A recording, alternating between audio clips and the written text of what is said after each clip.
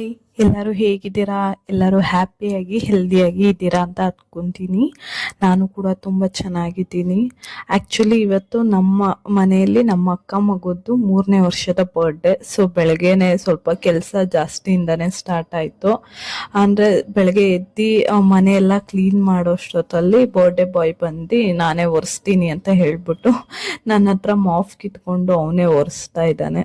ಸರಿ, ಅವನ್ನ ಹೋಗಿ ಸ್ನಾನ ಕಳಿಸ್ಬಿಟ್ಟು ನಾನು ಈ ಕಡೆ ಕೆಲಸ ಮಾಡ್ಕೊಳೋಣ ಅಂತ ಬಂದೆ. ಅಂದರೆ ನಾನು ತುಂಬಾನೇ ಕೆಲಸ ಇದ್ದಿದ್ದ ಕಾರಣ, ಅಂದರೆ ಅವನ ಜೊತೆ ಅವನ ಏಜ್ ಫ್ರೆಂಡ್ಸ್ ಎಲ್ಲ ಬಂದಿದ್ರು, ಅಂದರೆ ನಮ್ಮ ರಿಲೇಟಿವ್ಸೇ ಬಂದಿದ್ರು.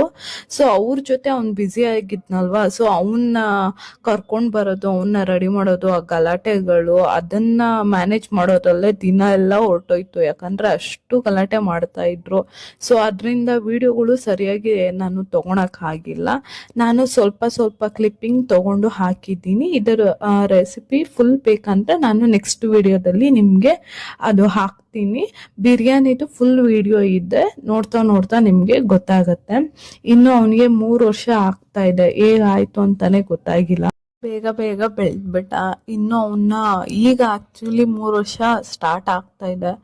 2.5 ವರ್ಷ ಮಗು ಅಂತಾನೆ ಅನಿಸ್ತಾ ಇರ್ಲಿಲ್ಲ, ಯಾಕಂದ್ರೆ ಅವನು ಹೈಟು ಆ ಥರ ಇದ್ದಾನೆ. ಎಲ್ಲರೂ 5 ವರ್ಷ ಮಗುನ ಅಂತ ಅಂತಾರೆ. ಅವನಿಗೆ ಏಜು ಏನು ಕಮ್ಮಿ ಇದೆ, ಅಂದರೆ 2 ವರ್ಷ ಮಗು, ಅದು 5 ವರ್ಷ ಪಾಪು ಥರ ಕಾಣ್ತಾನೆ. ಇನ್ನು ಅವನು ಬಂದ್ಬಿಟ್ಟು ಅವ್ರ ಅಪ್ಪ ಅಮ್ಮ ಥರನೇ ಹೈಟು. ಇನ್ನು ಅವನು ಹುಟ್ಟಬೇಕಾದ್ರೆ ತುಂಬಾನೇ ಕಾಂಪ್ಲಿಕೇಟ್ ಆಯಿತು. ಯಾಕಂದರೆ ಅವನು ಹೊಟ್ಟೆಲಿ ಇರಬೇಕಾದ್ರೆ ನಮ್ಮ ಅಕ್ಕ ಪ್ರೆಗ್ನೆಂಟು 7 ಮಂತು. ಆಗ ಬಂದ್ಬಿಟ್ಟು ನಮ್ಮಪ್ಪ ತೀರೋದ್ರು. ಅವರಿಗೆ ಹಾರ್ಟ್ ಅಟ್ಯಾಕಿಂದ ತೀರೋದ್ರು. ಅಂದರೆ ಅವರು ಆ್ಯಕ್ಚುಲಿ ನಾನು ಇದಕ್ಕೂ ಮುಂಚೆ ಒಂದು ಯೂಟ್ಯೂಬ್ ಚಾನಲ್ ಇಟ್ಟಿದ್ದೆ, ಅದಕ್ಕೆ ಶೂಟ್ ಮಾಡಬೇಕು ಅಂತ ಹೇಳಿಬಿಟ್ಟು ನಾನು ರೆಡಿ ಆಗ್ತಾ ಇದ್ದೆ. ಆಗ ನಮ್ಮ ಅಪ್ಪಗೆ ಅವಾಗಲೇ ಹಾರ್ಟ್ ಅಟ್ಯಾಕ್ ಆಯಿತು. ಅಂದರೆ ನನ್ನ ಮೇಲೆ ರೆಡಿ ಆಗ್ತಾ ಇದ್ದೀನಿ, ನಮ್ಮಮ್ಮ ಕೆಳಗೆ ಕರೀತಾ ಇದ್ದಾರೆ ನನ್ನ, ಅಯ್ಯೋ ಬೇಗ ಬಾ ಅಂತ. ಏನು ಅಂತ ನೋಡೋಕೆ ಹೋದರೆ ನಮ್ಮಪ್ಪಗೆ ಹಾರ್ಟ್ ಅಟ್ಯಾಕ್ ಆಗಿತ್ತು. ಸೊ ಅಲ್ಲೇ ಇದ್ದಿತ್ತು ಕ್ಲಿನಿಕ್ಗೆ ಕರ್ಕೊಂಡು ಹೋದ್ವಿ.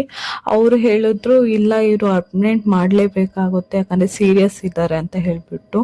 ಅಲ್ಲೇ ನಿಯರ್ ಬೈ ಒಂದು ಹಾಸ್ಪಿಟಲ್ ಕರ್ಕೊಂಡು ಹೋದ್ವಿ. ಅಲ್ಲಿ ಹೇಳಿದ್ರು, ಇಲ್ಲ ಆಗೋದೇ ಇಲ್ಲ, ನೀವು ಬಂದ್ಬಿಟ್ಟು ಜಯದೇವಾಗ ಕರ್ಕೊಂಡು ಹೋಗಿ ಅಂತ ಹೇಳ್ಬಿಟ್ಟು ಇಲ್ಲಿ ಒಂದು 6 ಅವರ್ ಇಟ್ಕೊಂಡು ಅಲ್ಲಿ ಜಯದೇವಾಗ ರಾತ್ರಿ 9ವರೆಗೆ ಕಳ್ಸಿದ್ದಾರೆ.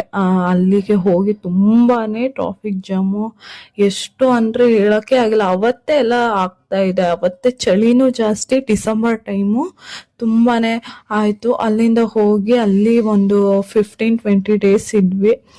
ನಾನು ನಮ್ಮಮ್ಮನೇ ಒಂದು 20 ಡೇಸ್ ಇಟ್ಕೊಂಡು ನಮ್ಮಪ್ಪನ ನಾವು ನೋಡ್ಕೊಂಡ್ವಿ. ಸೊ ಅಲ್ಲಿ ನಮ್ಮಪ್ಪ ಅಡ್ಮಿಟ್ ಆಗಿದ್ರೆ ಇಲ್ಲಿ ಪಾಪ ನಮ್ಮ ಅಪ್ಪಗೆ ಏನಾಯ್ತು ಆ ಟೆನ್ಷನ್ ತುಂಬ ತಗೊಂಡಿದ್ದಾರೆ. ಆ ಟೆನ್ಷನ್ ತಗೊಂಡು ಇನ್ನು ನಾವು ಅಲ್ಲಿ 20 ಡೇಸ್ ಮುಗಿಸ್ಕೊಂಡು ಬಂದು ನಾವು ಒಂದು ದೇವಸ್ಥಾನಕ್ಕೆ ಹೋಗ್ಬೇಕಾಗಿತ್ತು, ಹರಕೆ ಕಟ್ಕೊಂಡಿದ್ವಿ ನಮ್ಮ ಅಪ್ಪಗೆ ಹುಷಾರಾಗಬೇಕು ಅಂತ. ಅದು ನಾವು ಮಂಗಳವಾರ ಕರ್ಕೊಂಡು ಬಂದ್ವಿ, ಬುಧವಾರ ಗ್ಯಾಪ್ ಇತ್ತು, ಗುರುವಾರ ಹೋಗಿ ನಾವು ಹರಕೆ ತೀರಿಸ್ಕೊಂಡು ಬಂದ್ವಿ. ಶುಕ್ರವಾರ ನಮ್ಮಪ್ಪ ಬಂದ್ಬಿಟ್ಟು ಹಾಸ್ಪಿಟಲ್ಗೆ ಹೋಗ್ಬೇಕಾಗಿತ್ತು. ಹೋಗಿ ಶುಕ್ರವಾರ ನೈಟ್ ಒಂದೇ ನಮ್ಮಪ್ಪಗೆ ಹುಷಾರಿಲ್ದಿರೋ ಥರ ತಿರ್ಗಾ ಆಯಿತು. ಮತ್ತು ಅವ್ರು ತಿರ್ಗಾ ಚೆನ್ನಾಗಾದ್ರು, ಊಟ ಮಾಡಿಕೊಂಡು ವಾಕಿಂಗ್ ಮಾಡಿಕೊಂಡು ಪುನಃ ಬೆಳಗ್ಗೆ ಎದ್ದು ಫುಲ್ಲು ಡಲ್ಲಾಗಿದ್ದಾರೆ. ಆಮೇಲೆ ಹಾಗೆ ಸಂಜೆ ಆಗಿ ಅವರು ಎದ್ದು ಕೂರ್ಸು ಅಷ್ಟೇ ಹೇಳಿದ್ದು ನಮಗೆ. ಎದ್ದು ಕೂರ್ಸಿದ ತಕ್ಷಣ ಸಡನ್ ಹಾರ್ಟ್ ಅಟ್ಯಾಕ್ ಆಯಿತು. ಎಲ್ಲರಿಗೂ ಒಂಥರ ಶಾಕ್. ಆ್ಯಕ್ಚುಲಿ ನಮ್ಮ ಅಕ್ಕಗೆ ಇನ್ನೂ ಶಾಕ್ ಆಗಿ ಅವಳಿಗೆ ಫುಲ್ಲು ಹೈ BP ಎಲ್ಲ ಆಗಿ ಅಡ್ಮಿಂಟ್ ಆಗಿ, ಅದಾಗಿ ನಮ್ಮಪ್ಪದು ಕಾರ್ಯ ಎಲ್ಲ ಮುಗಿಸ್ಕೊಂಡು 1 ಮಂತ್ ಆಗಿದ್ಮೇಲೆ ಈ ಪಾಪು ಹುಟ್ಟಿತ್ತು. ನಮ್ಮಕ್ಕ ತುಂಬ ಟೆನ್ಷನ್ ತೊಗೊಂಡ್ರು ಅಂತ ಹೇಳಿದ್ವಲ್ಲ, ತುಂಬಾನೇ ಹೈ BP ಆಗಿಬಿಟ್ಟು ಡೆಲಿವರಿ ಟೈಮಲ್ಲಿ ತುಂಬ ತೊಂದರೆ ಆಯಿತು. ಅಂದರೆ ನಾವು ನಮ್ಮ ಮನೆ ಹತ್ರನೇ ಒಂದು 10 ಮಿನಿಟ್ಸ್ ಆಗುತ್ತೆ ವಾಕಬಲ್, ಅಲ್ಲೊಂದು ಏನು ಹಾಸ್ಪಿಟಲ್ ಇತ್ತು. ಅಲ್ಲಿ ಆ್ಯಕ್ಚುಲಿ ತುಂಬ ಫೇಮಸ್ ಅವರು. ಇಲ್ಲಿ RT ನಗರ್ ಯಾರ್ಯಾರು ಇದ್ದಾರೆ ಸುತ್ತಮುತ್ತ ಅವ್ರಿಗೆಲ್ಲರಿಗೂ ಗೊತ್ತು. ಅವರು ಲೇಡಿ ಡಾಕ್ಟ್ರು, ತುಂಬ ಫೇಮಸ್ಸು. ಆ್ಯಕ್ಚುಲಿ ಅವ್ರನ್ನ ನಂಬ್ಕೊಂಡು ನಾವು ನಾವು ಅಲ್ಲಿ ಹೋದ್ವಿ. ಸೊ ಅವರು ದುಡ್ಡಿನ ಆಸೆಗೆ ಬಂದ್ಬಿಟ್ಟು ನಾರ್ಮಲ್ ಡೆಲಿವರಿ ಮಾಡಿಸ್ಲೇ ಇಲ್ಲ, ಸಿಸರಿನ್ ಮಾಡಿಸಿದ್ರು. ಅಲ್ಲಿ ಏನಂದ್ರೆ ತುಂಬಾ ವರ್ಷ ಅಂದ್ರೆ ಇವನು ಹುಟ್ಟಿದ್ದೆ ಬಂದ್ಬಿಟ್ಟು 1 kg 800 grams ಇವನು ಹುಟ್ಟಿತ್ತು.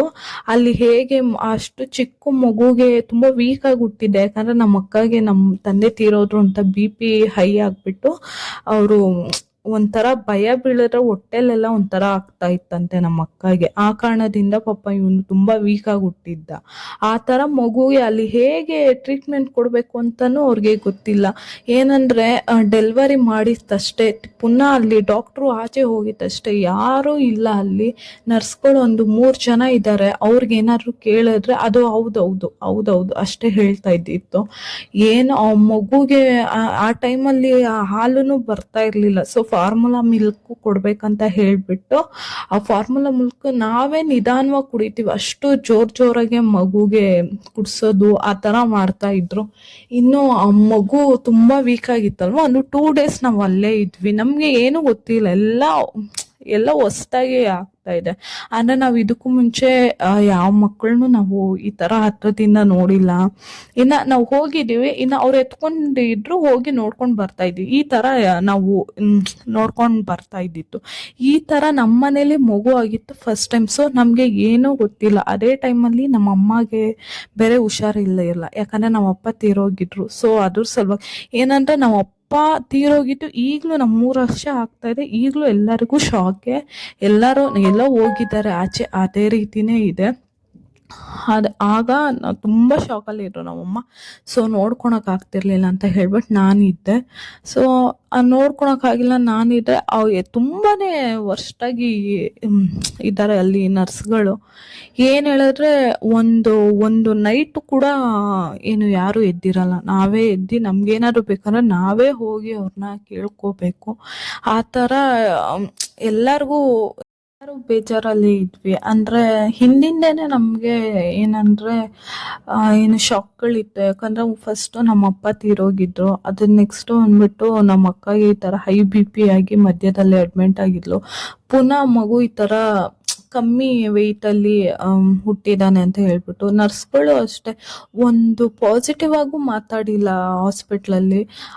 ಇದೇ ರೀತಿ ಹೇಳ್ಬೇಕಾದ್ರೆ ಒಂದ್ ನೈಟು ಮಗು ಫುಲ್ ಒದ್ದಾಡ್ತಾ ಇದೆ, ಏನಾಗಿದೆ ಗೊತ್ತಿಲ್ಲ, ಫುಲ್ ಕಣ್ಣೆಲ್ಲ ಮೇಲ್ ಬಿಡ್ತಿದ್ದಾನೆ. ನಾನು ಎದ್ದು ಅವ್ನು ಅಳ್ತಿದ್ದಿದ್ ಹೋಗಿ ನರ್ಸ್ಗಳೆಲ್ಲ ಚೆನ್ನಾಗಿ ನಿದ್ದೆ ಮಾಡ್ತಾ ಇದ್ರು. ಹೋಗಿ ಫುಲ್ಲು ಜೋರಾಗಿ ಕಿರ್ಚ್ಕೊಂಡು ಅವ್ರ ಆಚೆ ಬಂದು, ಅಯ್ಯೋ ನಮ್ಗೆ ಗೊತ್ತಿಲ್ಲ, ಡಾಕ್ಟರ್ಗಳು ಯಾರು ಫೋನ್ ಎತ್ತುತ್ತಾ ಇಲ್ಲ, ನಮ್ಗೆ ಗೊತ್ತಿಲ್ಲ, ಇದು ಏನಾಗ್ತಿದೆ ನಮ್ಗೆ ಗೊತ್ತಾಗ್ತಾ ಇಲ್ಲ ಅಂತ ಹೇಳಿದ್ರು.